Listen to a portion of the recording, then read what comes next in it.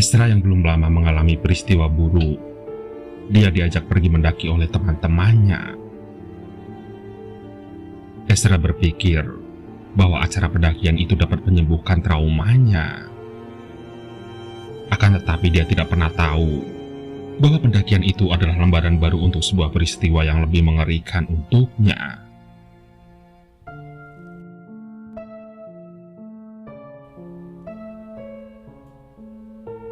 Kematian dari temanku, Yudis, telah menciptakan rasa duka dan kehilangan yang mendalam, sekaligus kengerian yang penuh misteri. Hari telah berlalu menjadi bulan, tapi rasanya seperti baru terjadi kemarin. Aku masih teringat jelas ketika tubuh Yudis hancur saat mendarat di atap mobil ambulan. Tidak ada penjelasan yang lebih logis untuk kematian Yudis, selain pernyataan bahwa dia telah kehilangan kewarasannya dan bunuh diri dengan melompat keluar dari jendela kamar rawatnya di rumah sakit. Tidak ada juga titik terang untuk asal-usulnya benda yang dimiliki Yudis. Sebuah patung kayu berbentuk manusia tanpa kepala dengan ukiran ganjil yang menciptakan sebuah api aneh dengan bayangan seperti Phantasmagoria dari dalam peti matinya.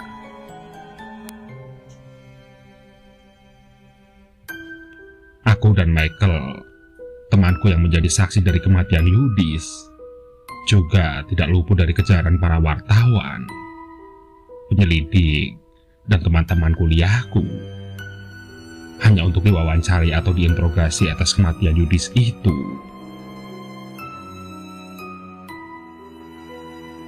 Aku tidak tahu respon apa yang diberikan Michael kepada mereka. Tapi aku hanya menekankan bahwa aku tidak mengetahui apa-apa. Aku tahu apa yang sebenarnya terjadi dengan Yudis, dan aku hanya ingin mendamaikan ilusi mengerikan yang telah menghantuiku selama ini.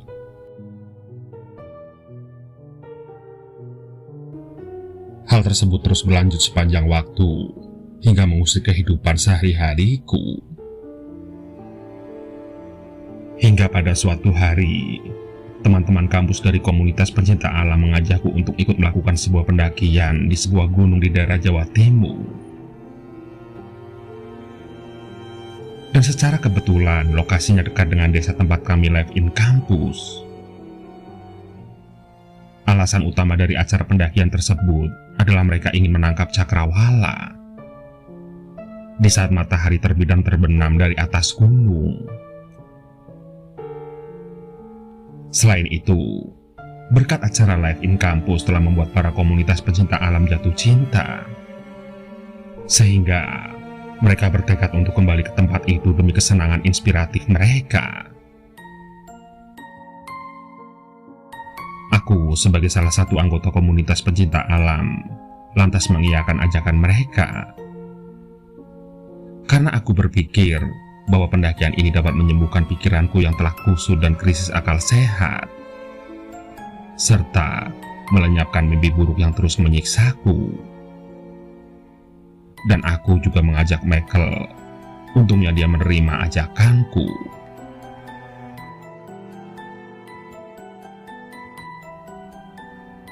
Singkat cerita, setelah hari yang ditentukan telah tiba, kami berkumpul di sebuah stasiun kereta di wilayah Jakarta Pusat sekitar jam 5 dini hari. Di sana, selain aku dan Michael, terdapat 4 orang lainnya. Mereka bernama Eric, Jeff, Ririn, dan Yanti. Eric adalah ketua dari komunitas pencinta alam, sekaligus pemimpin dari pendakian ini. Dia adalah mahasiswa semester tua dan sangat berpengalaman dalam bidang traveling, berkemah, mendaki, dan menjelajah alam bebas. Alhasil, sebutan sang petualang sangat cocok disematkan untuknya.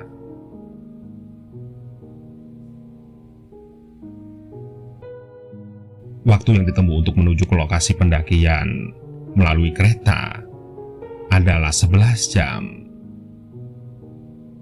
Namun bagiku, waktu tempuhnya terasa lebih singkat. Para anggota pendaki mengiringi perjalanan mereka dengan penuh antusias, kecuali aku dan Michael, yang masih dihantui oleh mimpi buruk atas kematian Yudis. Akhirnya kami tiba di salah satu stasiun daerah di Jawa Timur pada sore hari. Selanjutnya kami menaiki transportasi umum untuk menuju ke lokasi pendakian. Dan setibanya di lokasi pendakian, kami diberikan instruksi dari pemandu tempat pendakian mengenai jalur yang dapat dilewati oleh para pendaki, serta aturan-aturan yang harus ditaati selama mendaki. Mereka juga menawarkan seorang pemandu untuk setiap rombongan pendaki, tapi ditolak oleh Eric karena biaya yang tidak murah dan dia sendiri sudah cukup berpengalaman dalam mendaki, sehingga dia mampu memandu rombongannya.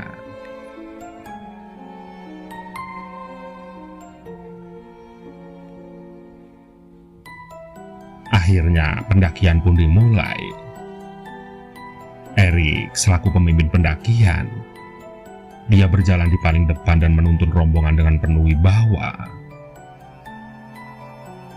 Jeff dan Ririn, mereka sibuk bermesraan dan sedikit menghiraukan keadaan sekitarnya seakan dunia adalah milik mereka berdua.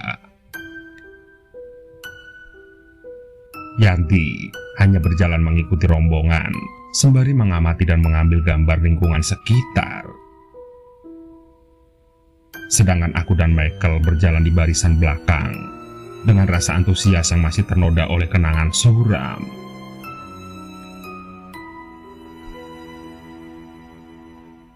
Kami menelusuri dari satu tempat ke tempat lainnya. Aku tidak bisa menggambarkan betapa serunya perjalanan ini. Memasuki hutan yang jauh dari aktivitas manusia. Beberapa kali kami berpapasan dengan rombongan pendaki yang lain, serta tidak lupa mengucapkan salam kepada mereka.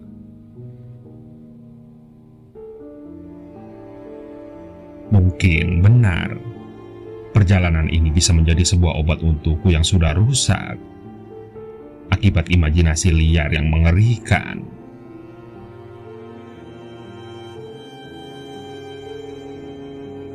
Setelah hari sudah gelap, Eric memutuskan untuk menghentikan pendakian dan beristirahat. Meskipun keberadaan kami sudah dekat dengan pos pendakian kedua, dia memilih sebuah tempat di dalam pepohonan jati untuk berkemah karena tempat tersebut memiliki tanah yang rata, serta tidak ada kerikil atau berbatu.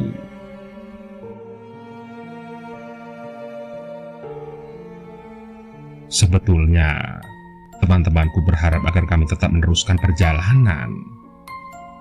Tapi Eric menolak dengan alasan terlalu berbahaya untuk mendaki di hari yang sudah gelap. Karena selain itu salah satu aturan tidak tertulis, itu sangat beresiko.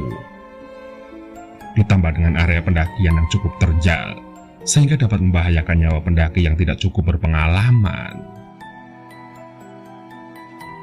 Walhasil, kami terpaksa untuk melanjutkan pendakian di keesokan paginya. Lantas, kami memasang 3 tenda. 2 tenda untuk pria dan 1 tenda untuk perempuan. Dan setiap tenda dapat diisi oleh 2 orang. Aku berbagi tenda dengan Eric, sedangkan Michael berbagi tenda dengan Jeff. Begitu juga dengan Ririn yang berbagi tenda dengan Yanti.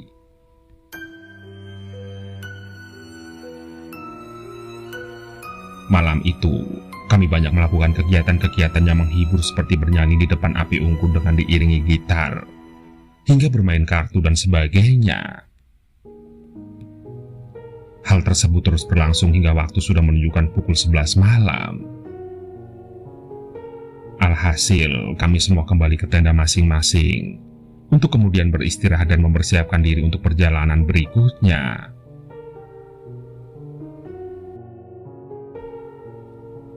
Saat di dalam tenda, Eric banyak sekali melempar pertanyaan kepadaku. Dari alasan aku mengikuti pendakian ini, hingga tidak lupa, dengan membahas kematian Yudis. Aku hanya menjawab seadanya. Alhasil Erik tetap membuka topik pembicaraan terhadapku, dan aku tidak pernah menyangka bahwa Erik adalah orang yang ringan lidah.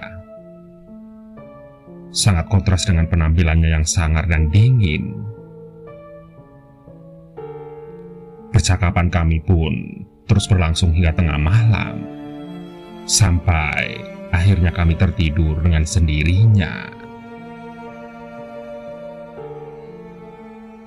Namun, seketika kami kembali terbangun saat mendengar suara Michael yang membangunkan kami dari luar tenda. Lantas Erik yang lebih sigap langsung keluar dan menemui Michael yang melukis kegelisahan di wajahnya. Dia bersaksi bahwa Jeff belum kembali ke tenda setelah dia pergi untuk buang air kecil. Michael juga menambahkan bahwa dia sudah keluar mencari Jeff, tapi dia tidak menemukannya. Mendengar kesaksian itu, Erik langsung bergegas keluar sembari membawa sebuah senter lalu menelusuri area sekitar perkemahan kami. Aku ikut membantu mencarinya, karena aku juga khawatir dengan keberadaan Jeff. Setelah kami bertiga menelusuri tempat tersebut, seketika Erik menemukan bercak darah yang kami terka adalah darah Jeff yang tercecer di tanah. Dan lokasinya tidak jauh dari tenda Michael dan Jeff. Lantas, insting Erik sebagai seorang petualang mulai berbicara dan menyadari perihal yang tidak benar. Dia pun bergegas menuju ke tenda pendaki perempuan dan membangunkan mereka. Kemudian, Erik menyuruh mereka untuk segera berkemas dan pergi ke pos pendakian kedua, karena letaknya tidak terlalu jauh dari tempat kami berada, untuk meminta bantuan kepada pemandu atau penjaga hutan atau pendaki lainnya. Ririn dan Yanti sangat terkejut dan meminta keterangan dari Erik. Tapi penjelasan Erik hanya membuat Ririn selaku pacar Jeff menjadi panik dan bersikeras untuk ikut mencari kekasihnya. Alhasil, terjadi sedikit perdebatan di antara mereka berdua. Dan setelah Erik berhasil meyakinkan Ririn segera bergegas membereskan diri dengan perasaan gundah. Kemudian, Erik meminta Michael untuk menuntun para pendaki perempuan ke pos pendakian kedua, sembari memberikan sebuah peta jalur pendakian kepadanya, sedangkan Erik dan aku akan mencari Jeff.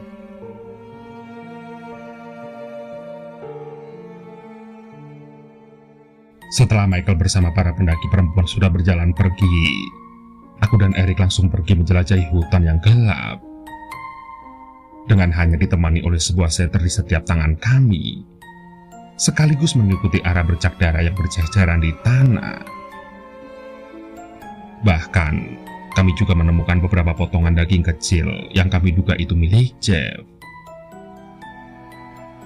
Aku begitu ngeri melihatnya. Sedangkan Erik terlihat berusaha tegar dan masih dapat mengontrol rasa takutnya.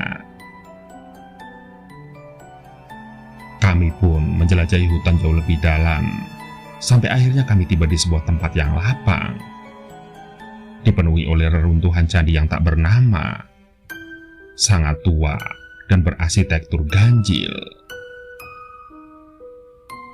Tempat itu telah ditumbuhi oleh rerumputan, lumut dan ilalang menjalar, serta dipenuhi oleh bau yang tidak masuk akal dan dapat diasosiasikan dengan bau batu yang telah membusuk. Bahkan kami juga mendapati berbagai macam patung aneh dengan ukiran-ukiran absurd dan mengerikan yang belum pernah kami lihat sebelumnya. Seakan-akan kami baru saja menemukan sebuah peninggalan sejarah yang belum terekspos. Sebuah peninggalan dari peradaban ganjil yang hilang dari catatan sejarah. Secara sekilas, kami melihat bercak darah itu mengarah ke dalam sebuah gua yang terletak di tengah reruntuhan candi yang terbuat dari bebatuan granit dan mengantarkan ke bawah tanah.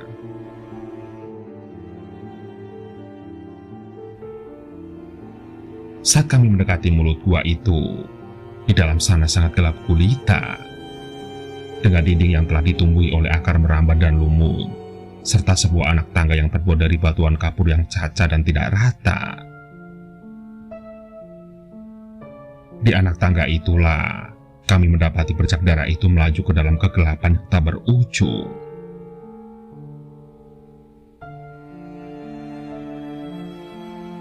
Maaf, Sra, sepertinya kamu harus tinggal di permukaan. Apabila dilihat dari medannya, tempat ini sangat berbahaya.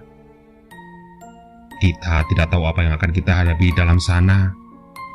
Aku takut bahwa aku tidak bisa menjamin keselamatanmu, ujar Erik. Lantas aku menolak permintaannya dan memaksa untuk ikut bersamanya masuk ke dalam gua. Alhasil terjadilah sebuah perdebatan di antara kami berdua. Namun, harus kuakui bahwa Erik adalah orang yang sangat keras kepala, sehingga aku terpaksa harus mengalah kepadanya. Lagi pula mungkin ada benarnya permintaan Erik, sebab dia adalah orang yang sangat berpengalaman dalam bidang ini. Dan mungkin dia juga tahu bahwa aku bukan orang yang tepat untuk diajak masuk ke dalam gua yang tidak jelas asal-usulnya itu. Kemudian, Erik mengeluarkan sepasang walkie-talkie dari dalam tas ranselnya yang didesain untuk kegiatan berkemah. Dan dia pun memberikan salah satunya kepadaku. Sebab di tempat ini ponsel tidak dapat digunakan karena tidak ada jaringan sinyal. Alhasil walkie-talkie kemah menjadi satu-satunya alat komunikasi yang dapat kami gunakan saat ini. Aku akan memberimu kabar lewat walkie-talkie ini. Jika terjadi sesuatu padaku, cepatlah pergi cari bantuan ya, ujar Erik padaku sebelum dia memasuki mulut gua. Aku hanya bisa menyaksikan kepergiannya dari mulut gua dengan diselimuti oleh perasaan gelisah, hingga tubuh Erik menghilang seutuhnya di dalam kegelapan.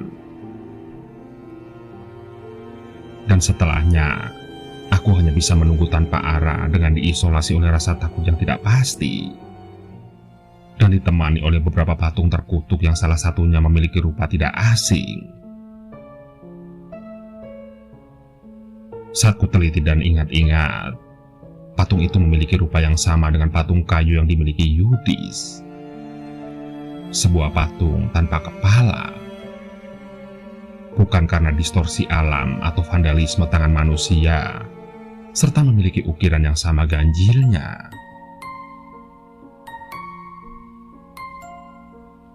Apakah Yudis pernah datang ke tempat ini untuk suatu tujuan yang tidak pernah ku ketahui? Lebih-lebih bila aku ingat secara letak geografisnya, tempat ini lumayan dekat dengan desa tempat kami live in kampus dulu.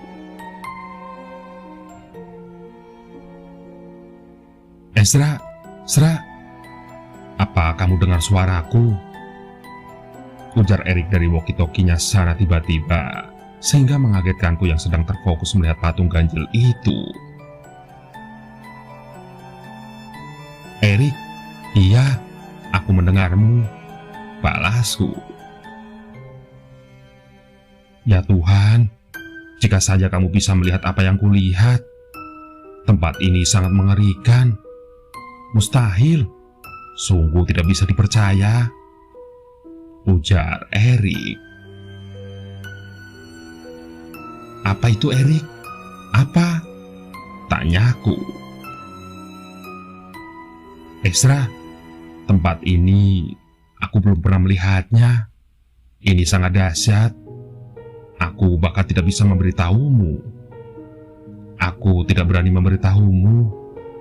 Ini sungguh tidak masuk akal soalnya, balasnya dengan gugup. Aku sungguh tidak mengerti dengan apa yang dia katakan. Perihal yang bisa kulakukan adalah melempar pertanyaan gemetar kepadanya. Namun, Erik tidak memberikan jawaban yang pasti. Aku menemukan Jeff, ujar Erik. Jeff, bagaimana dengan keadaannya? Apa dia baik-baik saja? Tanyaku. Namun, Erik tidak membalas dalam beberapa waktu. Halo Erik, kamu mendengar suaraku? Tanyaku lagi. Astaga, mereka, makhluk apa mereka? Ya Tuhan, mereka memakan Jeff. Balas Erik dengan gamang. Apa kamu bilang? Jeff sudah mati, jawab Erik dengan nada panik. Aku yang mendengar itu tidak bisa berkata apa-apa selain bergidik ngeri dan menatap kosong ke dalam gua dengan penuh ketakutan yang sulit untuk dijelaskan. Oh Tuhan, mereka melihatku, ujar Erik dengan nada yang lebih panik. Erik, cepat keluar dari tempat itu, perintahku. Erik tidak menjawab dalam beberapa waktu, sampai dia kembali membalasku dengan nada yang penuh keputusasaan. Demi Tuhan Ezra, kamu harus cepat pergi dari tempat ini. Itu satu-satunya harapanmu. Lakukan apa yang aku katakan ya. Dan jangan minta penjelasan. Tidak Erik, tidak. Aku tidak bisa meninggalkanmu. Sudah terlambat. Aku tidak bisa. Aku tidak bisa kembali. Cepat tinggalkan aku. Mereka sangat berbahaya, ujar Erik dengan penuh kepanikan liar. Kalau begitu bertahanlah. Aku akan menyusulmu ke dalam, ujarku.